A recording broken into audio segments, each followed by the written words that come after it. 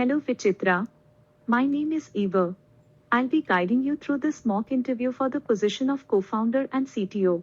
Before we dive in, I want to say that I'm here to make this experience as natural and comfortable as possible, and please make sure you're in a quiet environment with a stable internet connection. Could you please tell me a bit about yourself and your background? Yeah, thank you, Iva. Thank you for giving me this opportunity to interview with you. Uh, I am Vichitra, and I have experience of 7 years in working in tech field. I started out when I was a teenager. I was very passionate about building products, and initially I started out with designing. Then I got into some product development through like even WordPress and things like that. And then I moved myself into web development. Then I moved myself into app development. And then this suddenly led to my interest in product development at in whole, because I had knowledge from everything from designing to deploying the applications. And this helped me in achieving my roles of co-founder in last startups. And that's why here in today in your company I'm looking an opportunity as a co-founder and CTO. It's great to hear about your journey and passion for product development. Your experience in web design and software development is impressive. Could you elaborate on a specific project or achievement from your time as a co-founder and CTO that you're particularly proud of? So as a co-founder and CTO of GoClip, I created the whole application of GoClip. I also used to manage the backend side of it. I managed the DevOps side also for some time. And that was an application which helped people to upload a short video of themselves as a profile video instead of their resume, and that could be seen by HRs. It was an idea which would spark some creativity inside the job seekers and would give the HRs a very interesting way to see the profiles of people, especially in the creative domain where the paper resume cannot tell everything about the candidate's personality and everything. So that product would come in between and will help HRs to judge the candidate not only based on the parameters presented on the paper, but also the personality, communication skills, and a lot more. That sounds like a very innovative project, Vichitra. Could you share how your experience in web design and software development contributed to the successful implementation of this project at GoClip? Okay, thanks for asking this, and thank you that you find my project as innovative. So my experience in web design started when I was 14, and at that time I was very much interested in design part only, and that interest over time helped me to design a very great website for GoClip. So we did over three iterations for the GoClip's web design to arrive at the design that is presently in its current form. As for the software development, I picked up that in 2018, and I started with a little bit of Kotlin development here and there, but it was Flutter which came in 2020, which I found very good as a platform to develop applications, because it gives you a cross functional, you can develop cross functional and cross OS applications using that. Now it has added support for everything like Windows and Linux and Mac apps also, so which makes it a very great framework for developing applications. So I used my experience of Flutter, I used my experience of React and all the other backend things like Node and everything in the project GoClip.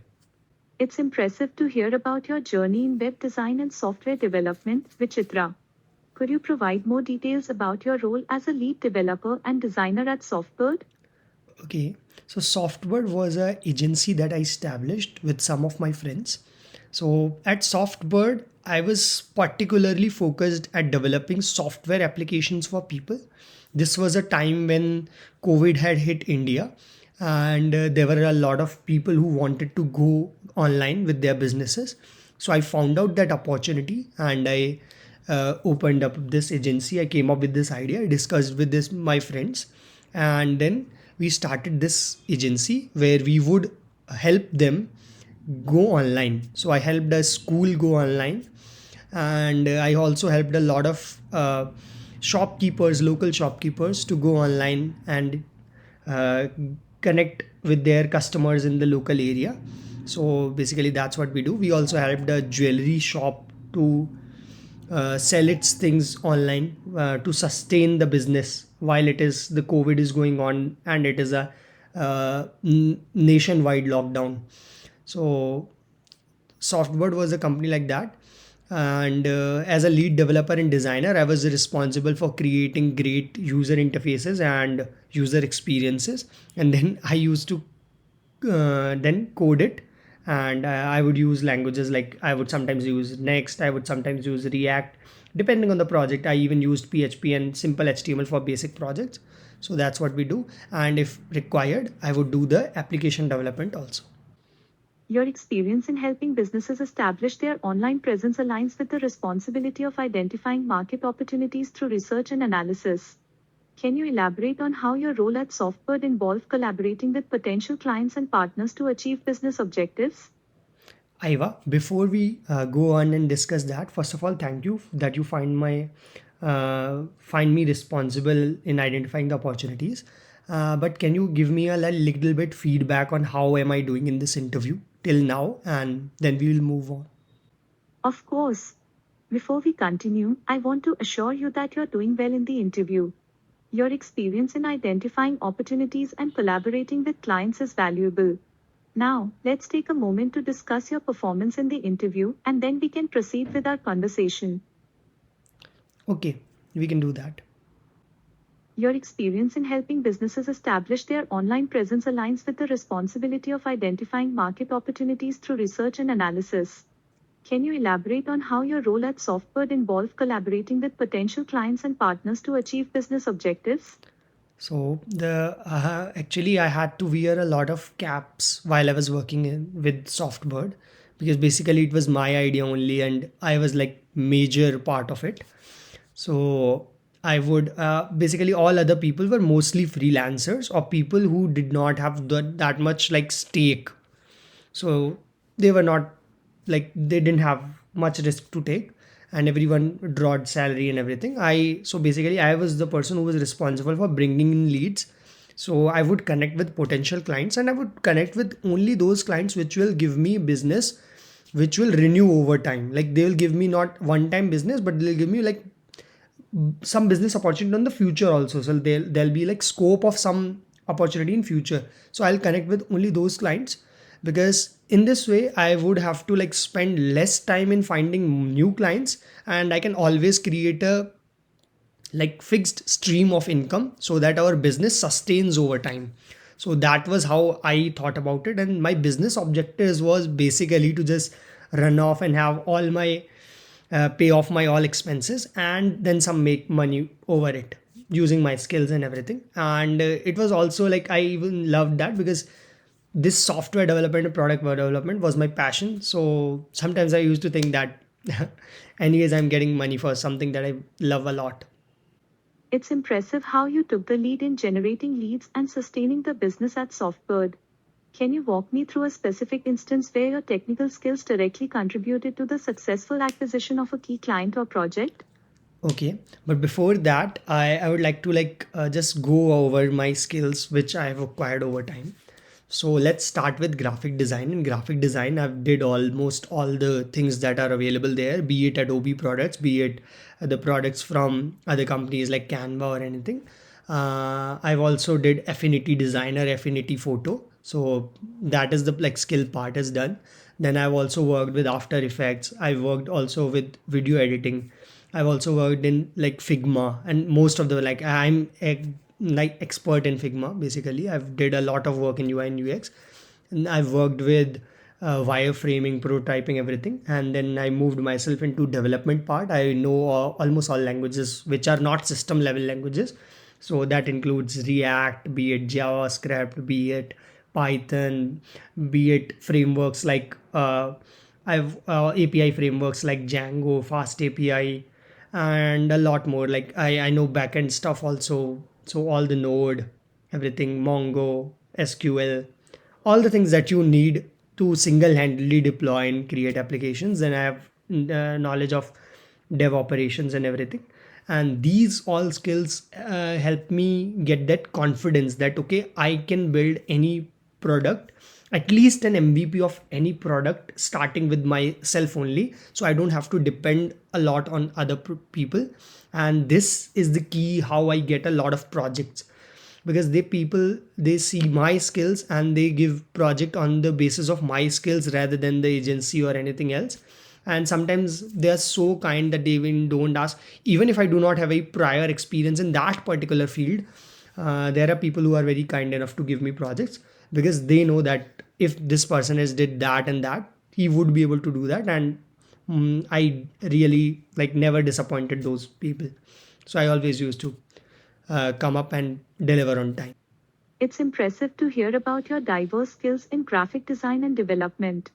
Can you walk me through a specific instance where your technical skills directly contributed to the successful acquisition of a key client or project? Yeah. So my technical skills in Flutter helped in acquisition of a client who wanted a application to be developed in Flutter. That was a like school-based LMS project, and we were able to do it very successfully. Those people were not only that app was able to bring all the data from their existing web-based applications. It was we were also able to create places where their teachers could give online classes to their students who were stuck in multiple cities at multiple places due to the COVID-19 thing. It's great to hear about your successful project with the school based LMS application. Can you elaborate on how you ensured the security and scalability of the application, considering the sensitive nature of student data and the potential for future growth? Okay, so first thing is like you never forget the basics. So first thing in security is always keeping a tab of your all the environment variables and everything, and never them let them spill out of somewhere, like and putting every file which you don't want to be exposed in get ignores and everything, and sharing a secure access via mails and everything, which are much more encrypted solution rather than just sharing it anywhere on messaging platforms. So those were some precautions that I always take with all the projects. As for the scalability part, I always go for some deployment where there is a scope to increase the number of like processing power. For example, if I'm deploying on EC2, I can always go further and I can increase that compute power. Or either for the projects which have a lot of people visiting it at same time, I would go for some function like some lambda kind of deployment where there are use of functions rather than the proper compute. So this gives us a scalable approach. And also for the data part, It's crucial to maintain the security of sensitive data. Vichitra, how did you ensure the scalability of the school based LMS application to accommodate potential future growth in user base and functionality? so for scalability, we used databases which are much more scalable. For example, I'm a fan of MongoDB, so I really like data which can be unstructured. But for this particular project, I went with MySQL because in this need it will give a better result. So I went for Postgres and used that database management in this to make it more scalable. Also for the deployment side, I used all the engines which could be which the size of those can be increased so that the project becomes more scalable over time. It's great to hear about your strategic choice of databases and deployment options for scalability. Can you provide an example of a specific feature or functionality you implemented to optimize the performance and scalability of the school based LMS application? Actually, I'm trying to answer that only, but I feel like that there is some diversion. So, can I skip this? I do not know. I understand that you're finding the question about optimizing performance and scalability a bit challenging. Let me simplify it for you. Can you give an example of a specific thing you did to make sure the school based LMS application worked well and could handle more users and features in the future? It could be something like adding a feature that made the app run faster or setting up the database in a way that allowed it to handle more data easily. Your response will help us understand how you approach improving performance and scalability in your projects. Sorry, but I do not know about this. It's okay to not know everything. Can you explain me what you know about the topic? Okay, so what I know is that to enhance the performance of any model, First, you do the website checks, which are like normal page speed index checks. After you've got the results, you find out what is it which is taking a lot of time. Then for the API request, you do the same things. You find out a deployment place where it is suitable to deploy it according to the size of people which are going to access it. As for the scalability part, first of all, the choice of database, choice of deployment matters a lot. And then for the scalability part, you can if you use a data base which is no SQL, then you always have option to add things, and you're not confined to a particular database structure. So if you want to make a project which is scalable, you will go for a no SQL based database. And if that project has a lot of fields which are dynamic. Thank you for sharing your insights on improving performance and scalability. Let's move on to the next question. Can you provide an example of a situation where you had to troubleshoot a technical issue and how you resolved it? Okay. So in GoClip, there was a technical issue regarding the libraries of camera. So I resolved it by downloading that whole package and repository from I downloaded the default library. I made the changes in library because the issue was in the existing library only. I found out that issue with Fmpeg.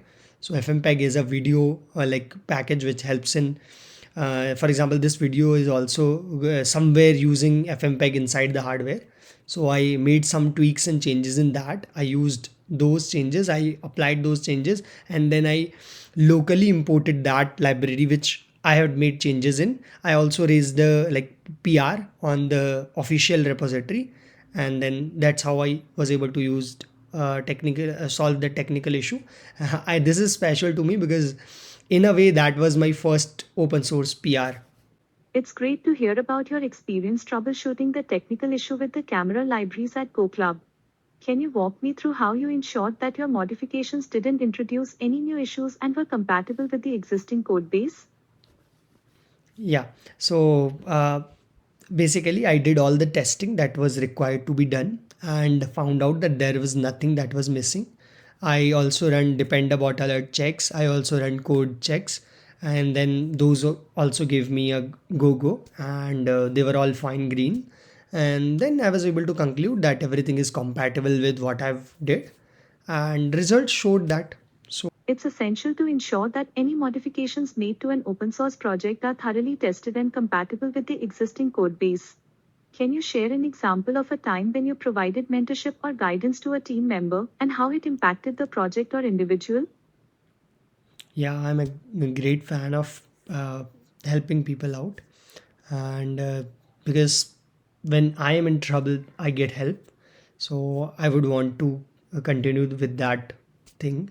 So a team member which I guided was in GoClip. I'll not take his name, but I guided him through his journey. He was not able to find out at which role is best for him. I sat with him. I told a little about every field, and then I would give him some personal projects to do until he was able to find out what was his niche where he wanted to work in. So yes, and I've also received a lot of mentorship and guidance from all my founders, which I've worked with, and a lot of clients which I've worked with have also given me insights into their industry, which helps me get a lot of knowledge, which I would not be able to get from any books or anywhere online. You've demonstrated a strong willingness to guide and support your team members, which is a valuable trait in a leadership role. Do you have any questions about the mock interview process or anything else you'd like to discuss? No, actually, I'm a little bit skeptical about my results. So, can you share like how did I do throughout the interview? How did I answer and everything? And let's conclude with that only. And I'm also interested in knowing that how you are able to ask such good questions and everything and manage this conversation. You demonstrated strong technical expertise and a willingness to guide and support team members. However, there were moments where your responses could have been more aligned with the specific requirements of the co founder and CTO role. For detailed feedback, please check the interview report panel after the interview.